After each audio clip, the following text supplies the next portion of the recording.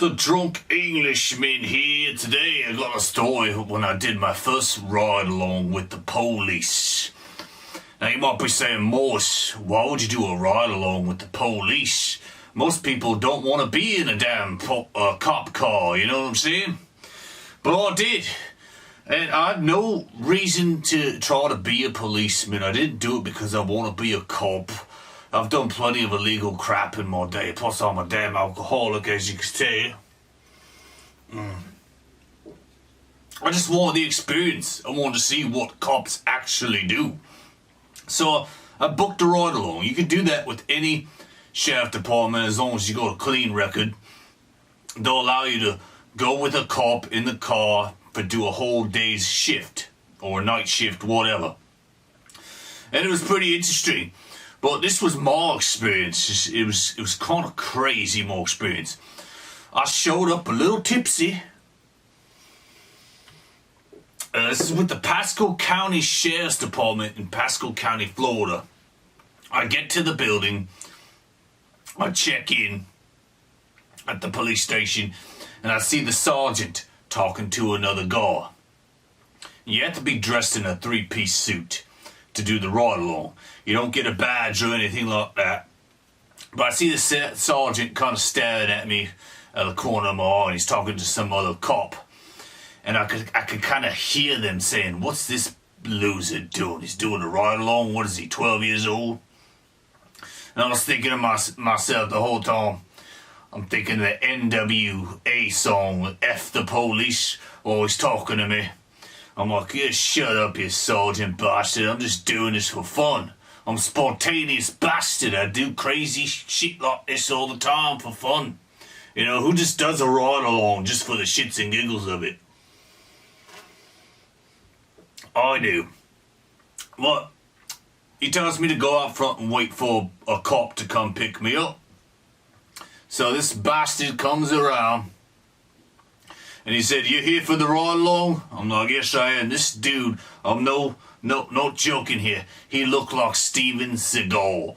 He started giving me that weird raised eyebrow look like, you here for the ride along, you son of a bastard, you? I'm like, yes I am. So I get in and he's telling me all about Pasco County Sheriff's Department and all this garbage, trying to make himself look good. And then he starts going into detail about why the job is bad. He's like, you're going to start to get jaded. You know, how did he sound? He's like, you're going to start to get jaded if you do this job. People lie to you every day, all the time. And it just starts getting taxing on your brain. And you gotta walk the line sometimes, you know what I'm saying, with some of these people, because they're always lying to you. So then he's showing me the David system, which is he could pull every time they run your license when you get pulled over by a police officer. They get all your information and they can get a bunch of pictures about you. They can get your address, where you work, and everything like that just by your license, your social security number. I'm thinking, man, this is pretty cool. And it pinpoints on the screen in their car where you are and where you might be. So they can always find you, you bastards out there. So we're driving along and we get a call.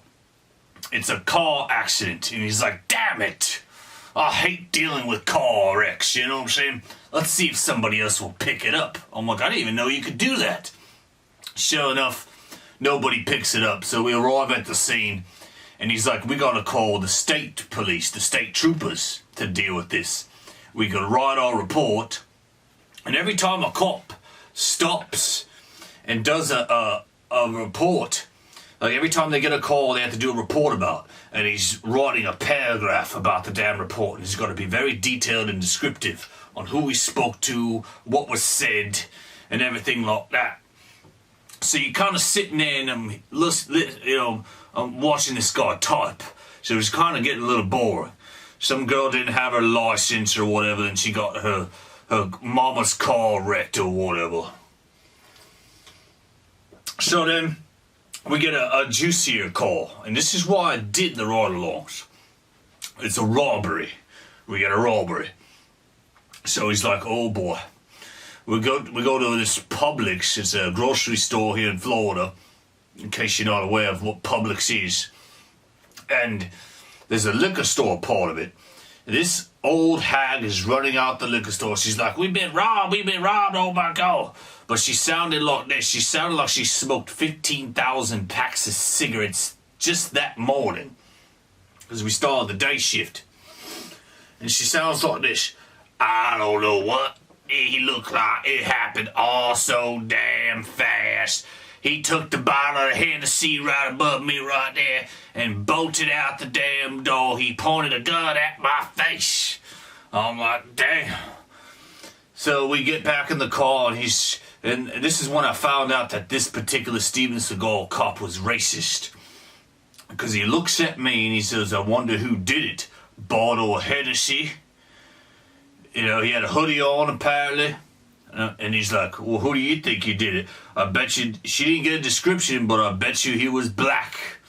And I'm looking at him, I'm like, wow, that is absolutely racist. Just because the bottle of Hennessy is missing. Now, I wouldn't drink Hennessy, I'll drink JD, you know, which might be white to that cop. I'm drinking Jack Daniels, I must be white. But just because it was a bottle of Hennessy, he's automatically assuming that the perpetrator was black. So, I'm thinking to myself, okay.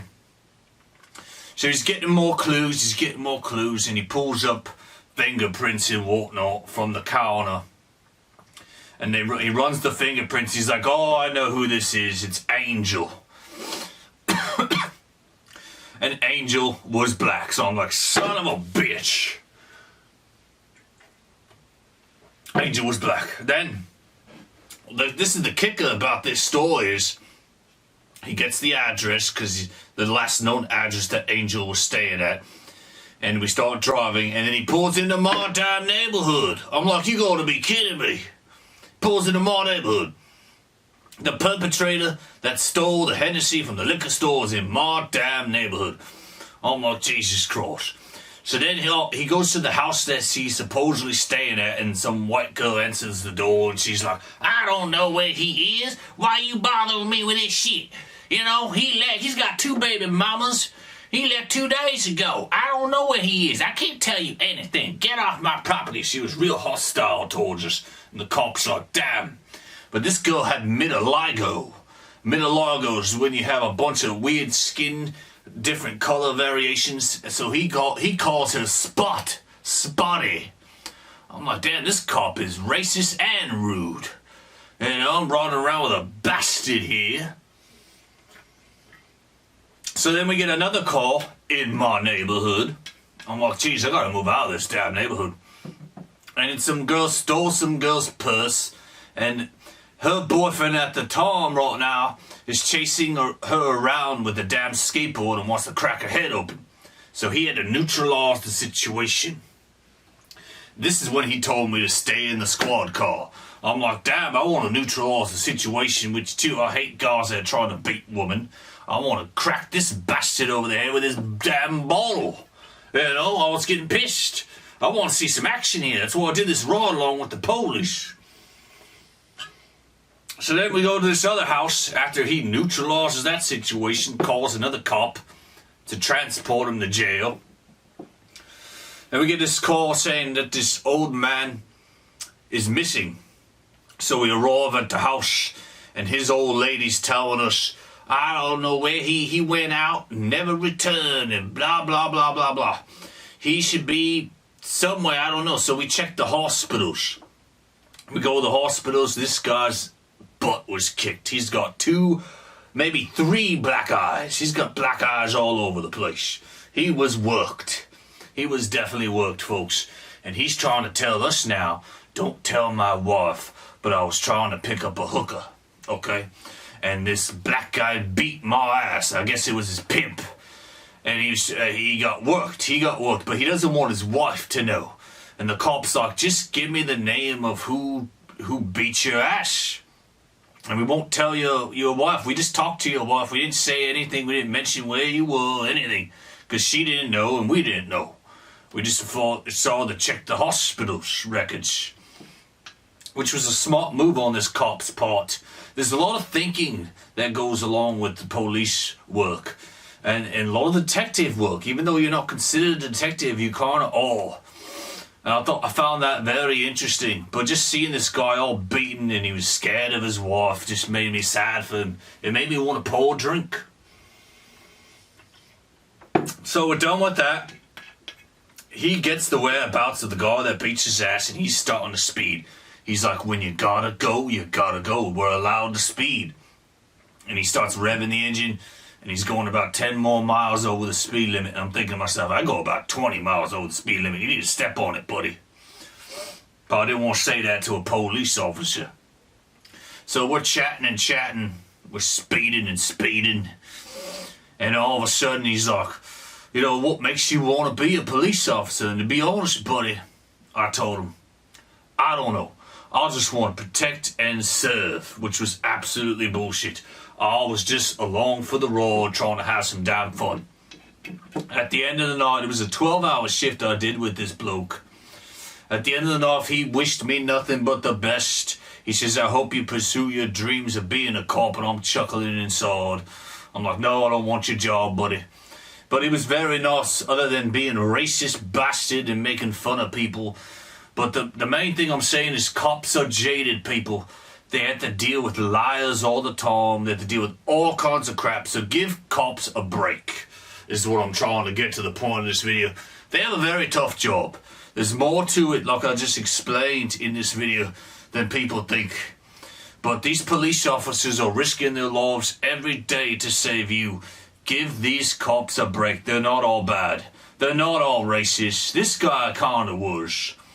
But you gotta think, he's been dealing with this crap for a living every day, all day, 12 hours a day. And you gotta become jaded when you're a cop. I hope you enjoyed this video of my experience with my ride along with the Pasco County Sheriff's Department. It was fun. I probably would do it again, but then again, I can't. I'm a little old now. But I appreciate you watching this video. Have a drink on me. I hope I didn't take too much of your time. This was a longer video than I was expecting. But please like, share, subscribe, tell your friends, damn it, tell your friends about the Drunk Englishman. And have a JD on me.